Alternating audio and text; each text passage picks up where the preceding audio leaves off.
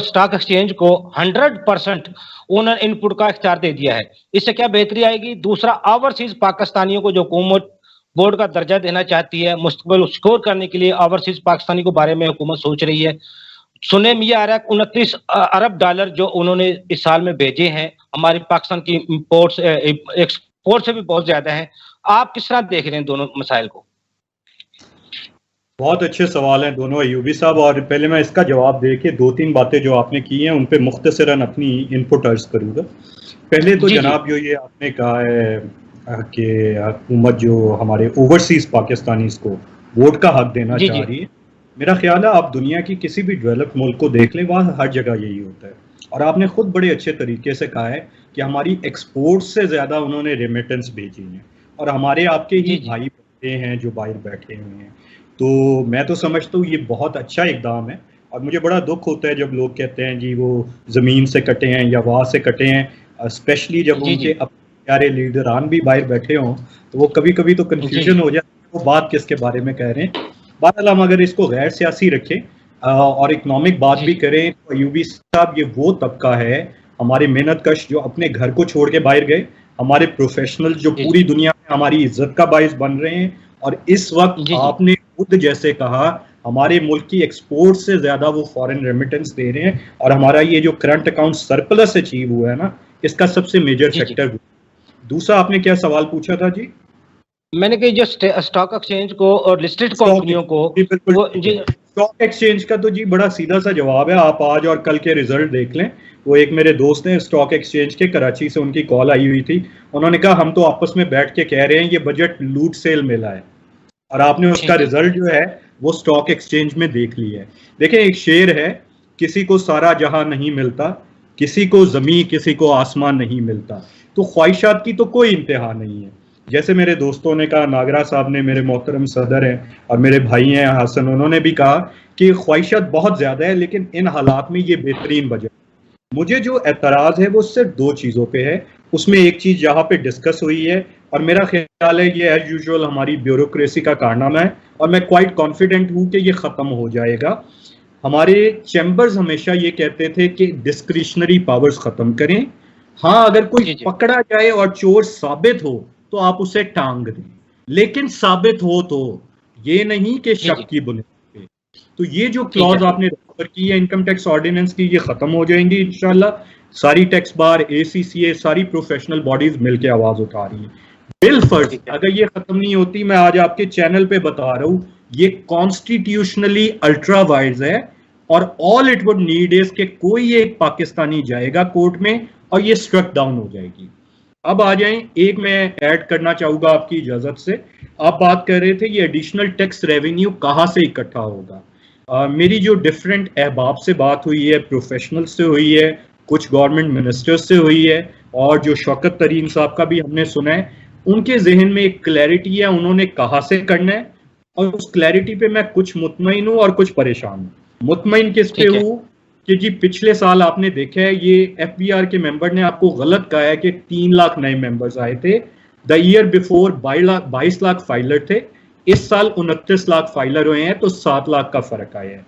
लेकिन जिस तरह ये ब्रॉडनिंग की बात कर रहे हैं, अगर ये इस तरह ब्रॉडनिंग कर लेते हैं और 10 से 20 लाख नए टैक्स पेयर ऐड कर लें नेट में, जो इम्पॉसिबल नहीं है अगर करना चाहें। नादा हमारे पास मौजूद है, सारे डेटाबेसेस मौजूद है, अब टेक्नोलॉजी या आर्टिफिशियल इंटेलिजेंस है, मशीन लर्निंग है, ऑटोमेटेड हो सकता है प्रोसेस, कोई इशू नहीं अगर प्रॉपरली FBR इसके ऊपर आ जाए, लेकिन मेहनत करनी पड़ेगी। तो मेजर तो आपने वहां से पिछले साल भी 250 अरब प्लस उन एफर्ट से आप एक्यूमुलेट कर लेते हैं, इस साल भी कर लेंगे। इसके बाद आपका डिफरेंस रह जाता है तकरीबन 250-300 अरब जो आपने नॉन टैक्स रेवेन्यू से करना है। वहां पे जो मैं परेशान वो ये हूं कि पेट्रोलियम लेवी का पहले 60 बिलियन था, अभी 30 बिलियन का आ जा रहा है। अगर ये पेट्रोलियम लेवी से हमने ये अचीव करना है, तो इसका मतलब है कि हमें 15 से 30 रुपए पेट्रोल के ऊपर पेट्रोलियम लेवी में इजाफा करना पड़े, जो अगर हो जाता है तो महंगाई का एक नया तूफान आएगा, जो मैं बिल्कुल रिकमेंड नहीं करूंगा। हम ये लिख के भी गवर्नमेंट को प्रपोजल देने लगे हैं, और मैं अपने टैक्स बार के फॉरम से भी भिजवाऊंगा इंशाल्लाह, कि आप पेट्रोलियम लेवी को जरा कम रखें, उसकी बजाय किसी और हेड से ये सरचार्ज पूरा करें। तो अगर ये कर लें तो याद रखिए जो हमने अचीव किया है ये कोविड में किया है।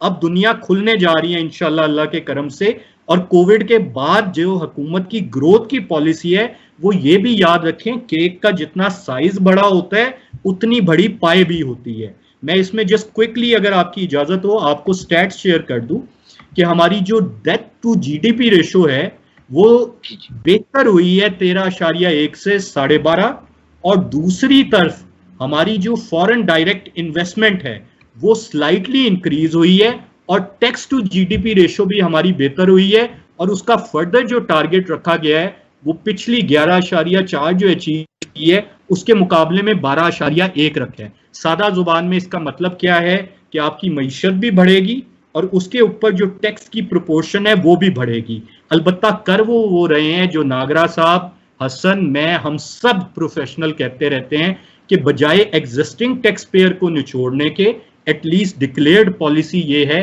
कि न्यू टैक्स पेयर के पीछे जाएंगे, उसमें हैरेसमेंट बिल्कुल नहीं होनी चाहिए। और नागरा साहब ने एक पॉइंट रेज किया था उसको अगर मैं एड्रेस कर लूं, पाकिस्तान में जी one of the most complex tax systems मौजूद हैं दुनिया के मुकाबले में। हमारे 73 डिफरेंट तरह के टैक्सेस हैं, फेडरल, प्रोविंशियल और all the way local government तक आप चले जाएं। और उसके बाद हमारे टैक्स रेट रीजन में हाई हैं। मैं सिर्फ एक मिसाल देता हूँ, मुझे पर अंदाजा है आपकी वक्त की कमी है। सेल्स टैक्स जी हमारा जो फेडरल गुड्स पे है उसका स्टैंडर्ड रेट 17% है, कुछ शोबों पे उस पे है रिलैक्सेशन। अब इसको जरा मुल्क डिफरेंट ममालिक से रीजन में कंपेयर कर लें। मलाइशिया और इंडोनेशिया में 10 और 6% है, ठीक है। बांग्लादेश में अब बढ़ा है और 15% है। इंडिया में 5% है लोएस्ट एंड पे, और हाईएस्ट एंड पे 28 है। तो चलें दुश्मन से ही सीख लें, इंडिया ने इसको एज अ टूल यूज किया है कि जिन शोबों को बढ़ाना है वहां पे 5%, 7% सिंगल डिजिट है जैसे हम सारे कहते हैं, और जिन शोबों को डिस्करेज करना है, कुत्ते के खाने की आइटमें आ रही है, लग्जरी इंपोर्ट हो रही है, उसके ऊपर 25 और 28% कर दी है। तो अगर यही पॉलिसी परस्यू करें और टैक्स पेयर को फैसिलिटेट करें और टैक्स बेस की ब्रॉडनिंग पे जाए तो इस बजट की जो हकीकी रूह है वो अचीव हो सकती है। बिल्कुल उमर साहब, छोटा सा 1 मिनट है आपके पास। फिजिकल जो डेफिसिट है 3,990 अरब रुपए तक पहुंच चुका है, इसके बारे में छोटा सा 1 मिनट सिर्फ हमें दीजिएगा। फिस्कल डेफिसिट जो गवर्नमेंट ने जी टारगेट सेट की है वो 7% है कंपेयर टू 8.1% माजी का।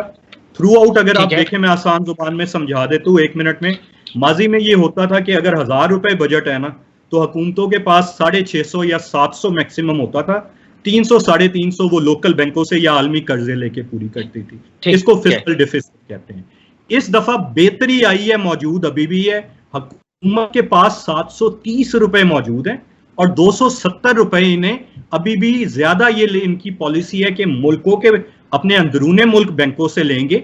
एक्सटर्नल बोरोइंग का इन्होंने टारगेट रखा है कि इस साल कम करना है, और ओवरऑल इनका टारगेट है कि इनकम बढ़ाकर इस लेवल पे आना है कि अभी जो हमारा डेट है वो 82% पे सेट है, जो हमारी कॉन्स्टिट्यूशनल लिमिट क्रॉस कर चुका है। इसको कम करके 79% पे लाना है।